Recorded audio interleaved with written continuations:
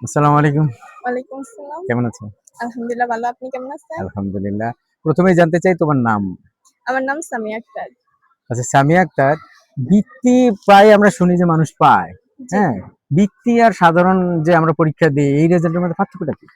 এটার মধ্যে অনেক পার্থক্য। সাধারণ আমরা পরীক্ষা দেই, এটার মধ্যে হচ্ছে একটা সাজেশন দেওয়া থাকে, সিলেবাস আলাদা করে দেওয়া থাকে। কিন্তু আমরা বৃত্তির মধ্যে হচ্ছে ফুল বই এখন যেকোনো স্থান থেকে প্রশ্ন আসতে পারে, তার কোনো আলাদা এটা সাজেশন নির্দিষ্ট দেওয়া কোনো থাকে না। সিলেবাস নাই, সাজেশন জি নাই। না, যেকোনো জায়গা থেকে আসতে পারে, বইয়ের বাইরে থেকেও আসতে পারে। জি, আচ্ছা, তার মানে এটা একটু পরীক্ষাটা কঠিন, তাই তো? জি, আর প্রস্তুতিটাও আরো ভালোভাবে নিতে হয়। জি। কেন প্রশ্নটা করলাম যে অন্য পরীক্ষায় পাশের আনন্দ আর বৃত্তির পাশের আনন্দ নিশ্চয়ই পার্থক্য আছে। এটা অনেক পার্থক্য। আচ্ছা, তাইলে যখন তুমি জানলে যে তুমি বৃত্তি পেয়েছো, খবরটা তোমাকে কে দিল ১ম?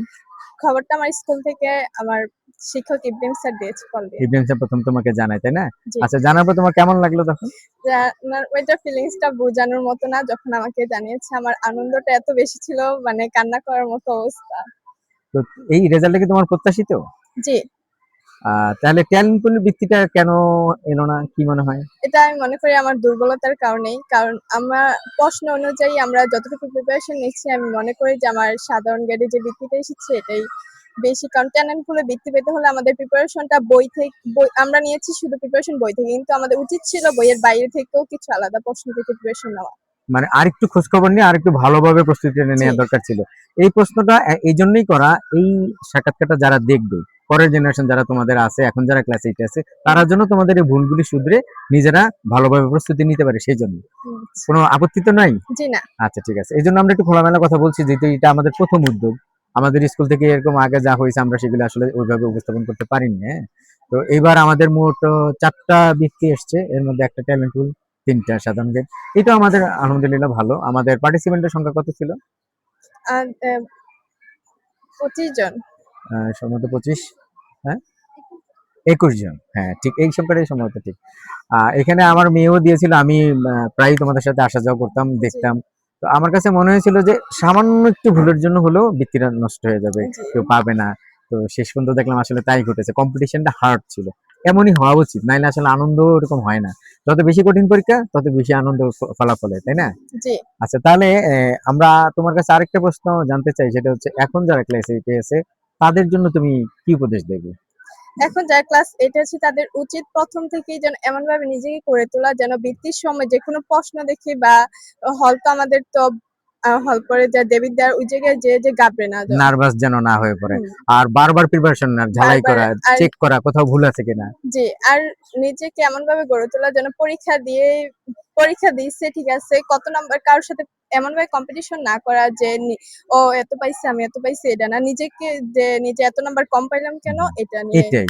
যে আমার কাছে আমার জবাবদিহিতা থাকতে হবে। যে আমি হুম, নিজের বিবেকের কাছে দায়বদ্ধ। অন্যের সাথে আমার কোনো প্রতিযোগিতা নেই। প্রতিযোগিতা হবে আমার নিজের সাথে জি। নিজে। যে আমি নিজেকে দিনে, দিনে আরো ভালো করব। আরো উন্নত পর্যায়ে নিয়ে আসবো। এই তো? আর এমনিতে তোমার জীবনের লক্ষ্য কি? আমার জীবনের লক্ষ্য একজন শিক্ষক হওয়া। শিক্ষক। জি, আলহামদুলিল্লাহ, আমরা এই ১ম মনে হয় একজন শিক্ষকের হওয়ার আগ্রহ কাউকে পেলাম। কারণ সবাই ডাক্তার, ইঞ্জিনিয়ার হতে চায়। আসলে এই সংখ্যাটা যেমন বাড়ানো উচিত, তার চেয়ে বেশি আমার মনে হয় শিক্ষকের সংখ্যাটা আরো বেশি বাড়া উচিত। জি, কারণ একটা শিক্ষক শিক্ষক একটা সমাজকে গড়ে তুলতে পারে।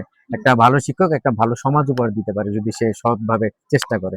এজন্য একটা ভালো শিক্ষকের দরকার। আর এমন ভালো রেজাল্ট করে যারা শিক্ষকের পেশায় আসবে তাদের জন্য মনে হয় এই কাজটা আরেকটু সহজ হয়ে যাবে, তাই না?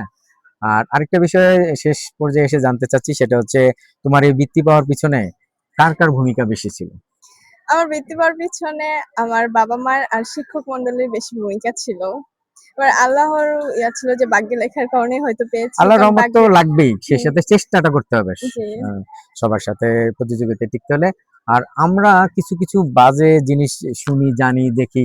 এই বিষয়গুলি সম্পর্কে তোমার মন্তব্য কি? যেমন আমরা দেখি খুব কম বয়সে বাচ্চারা এখন তোমাদের এই যে যারা আছে প্রেমের সম্পর্কে জড়ায় পড়ে। হুম। তারপরে দেখা যায় নানান ধরনের মোবাইল এডিকশন এর দিকে জড়ায় পড়ে।